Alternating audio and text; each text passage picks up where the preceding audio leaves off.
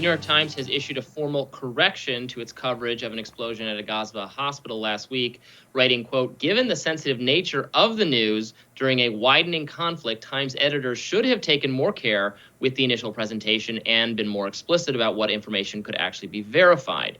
Former CNN media analyst Brian Stelter called the Times and other mainstream media's misreporting on the explosions atrocious during an appearance on News Nation. Let's watch.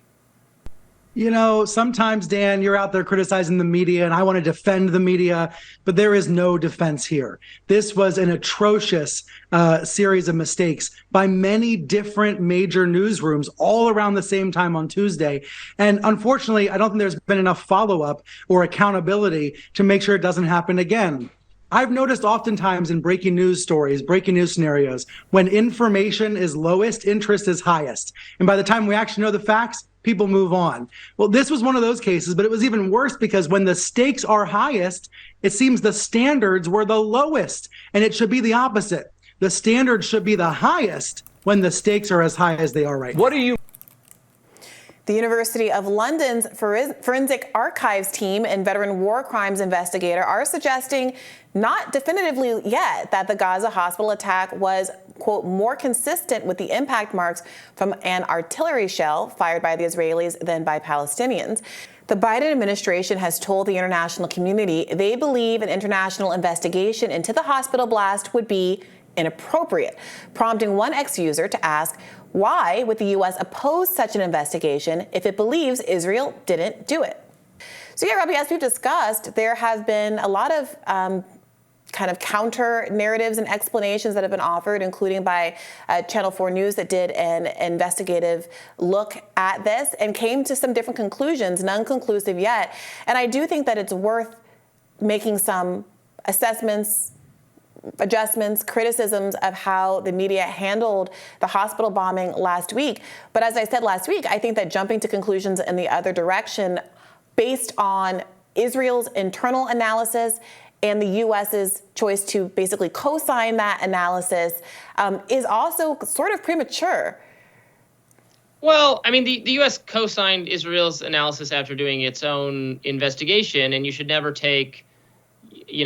just intrinsically believe what our government had to say, but news outlets also have done their own investigations now, and we can see on social media video footage and long explanations by independent people that I think moves the evidence in favor of it being not of Israeli origin. Which one? Which news evidence? Because what I saw was the lengthy report by Channel 4, which in fact militated in the opposite direction. Again, I'm not coming to any conclusions, but I haven't seen anything that. The Wall Street Journal did some terrific reporting on this. What conclusion am I coming to? What's that? What we said, it sounds like I am coming to a conclusion. What conclusion does it sound like I'm coming to? It sounds like you're just trying to discredit any of the investigations or intelligence emerges that says it is not of Israel origin. I'm not trying to discredit anything. I'm pointing out that Israel did its investigation, America did its investigation, Channel 4 did its investigation, those cut in different directions.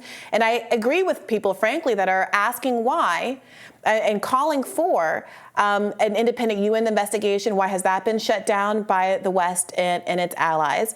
And I also agree with people like Palestinian scholar Norman Finkelstein, who asked on X over the weekend, why is it so difficult to resolve this? He says, one, Gaza is a tiny place.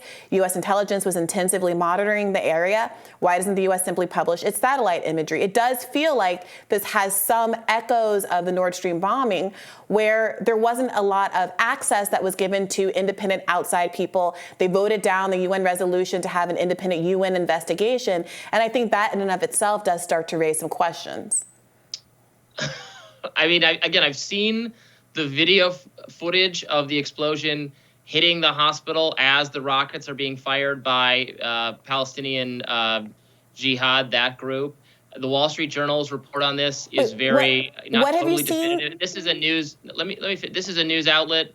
I put a lot of credibility in what the Wall Street Journal says. They have a history of getting some things right that other news outlets missed. The Wall Street Journal famously is the outlet that has done very good reporting on conclusions that we have reached about the lab leak being the origin of COVID-19 rather than the wet market. They backed up Michael Schellenberger's reporting on the early sick people at the Wuhan lab. And again, I've seen the videos for myself. And we know, and there's no disputing that I know, hold on, there's no disputing that the casualty estimate offered by the Palestinian figures, what they said it was 10 times higher than what we know it actually is. So it's which sources have offered information that's been totally discredited and which have proposed an explanation that's consistent with the evidence that emerged on social media and the videos we can see. Again, I'm happy to have an investigation take place that's independent or UN guided or whatever. But at some point, I think people need to take the L on this one. Robby, I think that's really premature. So for one, over the weekend, I saw an updated casualty report that still put the number at 471 deaths, which is very close to the 500 estimate. So I'm really not sure what you mean about the 10 times casualty number. And again, I'm not coming to any conclusions. I'm trying to be very clear about that. But I also don't think you can ignore what has now been a widely discredited audio video put out by the Israeli government that purported to be two members of the terrorist organization talking about how they did the bomb, which has been discredited by Arabic-speaking linguists as like an Abbott and Costello sort of a routine that doesn't pass the smell test. The remarks made online by various Israeli officials that seem to immediately take claim for the bombing, saying it was justified because Hamas was hiding there, and then retracting that and saying it was in fact Hamas or the Islamic Jihad group that did it. And so it seems to me to be a lot of people saying, I looked at a video and came to this conclusion and that conclusion. I don't think any of us, neither you or I, are forensic experts. So to say that you saw a video and you concluded that it must have been one group or another does still seem to me to be very premature. Most of the forensic experts have looked at this, and this is what they've concluded. That's not true. Well, that's not true. The majority of forensic experts are saying.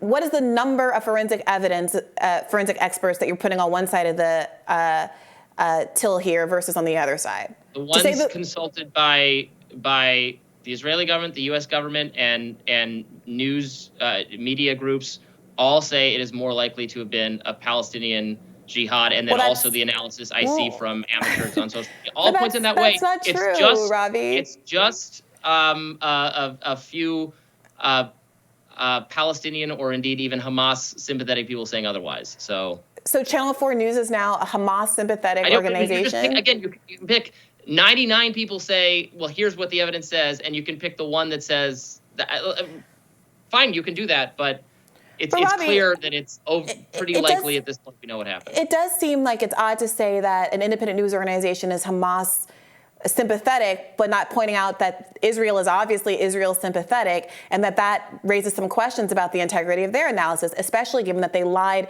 repeatedly about the IDF, Israel, killing American Palestinian journalist Shireen Abu Akleh just a year or so ago. The New York Times, the Washington Post, and other mainstream outlets took the Palestinian authorities' word for this from the get-go, and now they've had to apologize humiliatingly because that information was very likely to have been incorrect.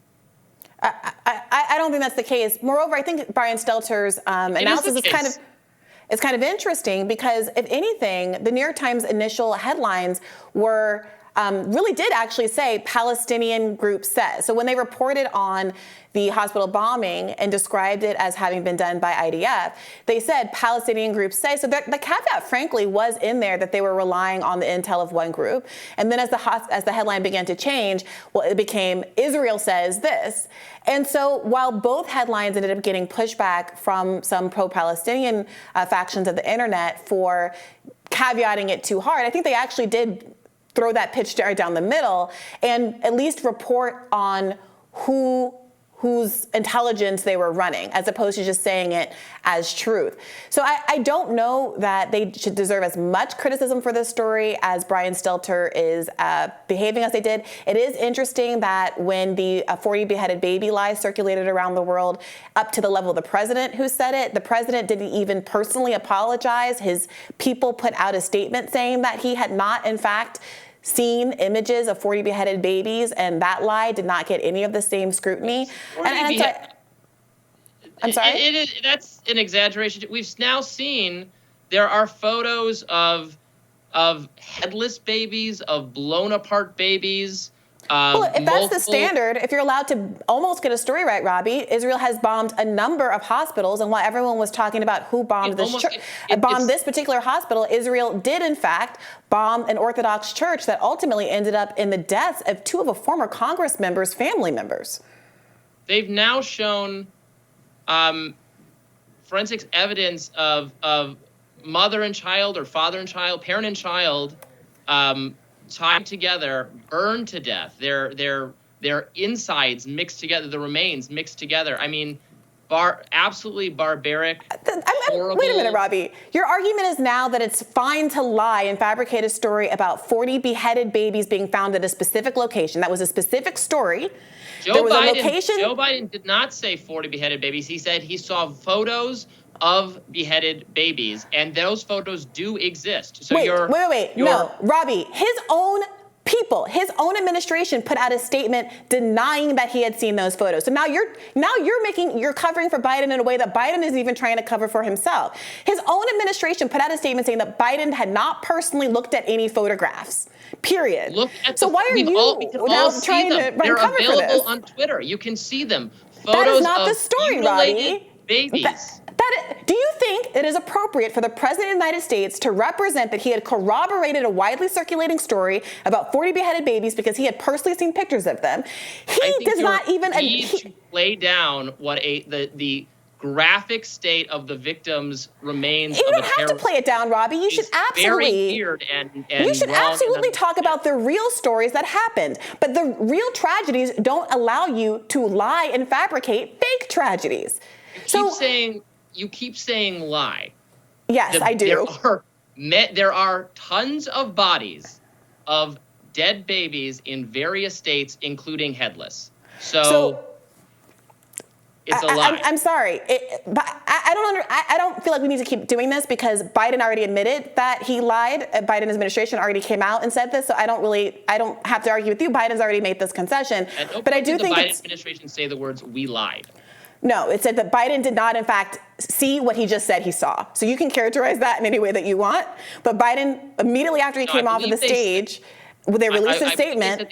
Again, the 40 number is maybe an exaggeration or maybe not. Why? But there are remains in those. Robby, this is such a weird. Just talk about the things that did happen. Just like I plan to talk about the many medical officials and hospitals that the IDF has bombed, not just in the context of this conflict, but over the course of the years, and also about the Orthodox Christian church that it bombed over the weekend a few days ago that got almost no coverage, where thousands of people were sheltering, and which is a church of extreme historical and religious significance.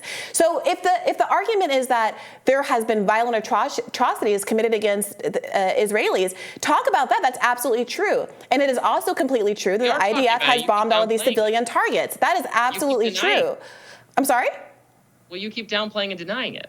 I'm not. I'm talking about a specific instance that for some reason, it seems to me, frankly, kind of perverse and cruel to be harping on an imaginary story when there's such a volume of real tragedy that people could be talking about. But this is the media criticism segment, and where the media gets stuff wrong, I think it's incumbent on us to talk about where the media gets stuff wrong.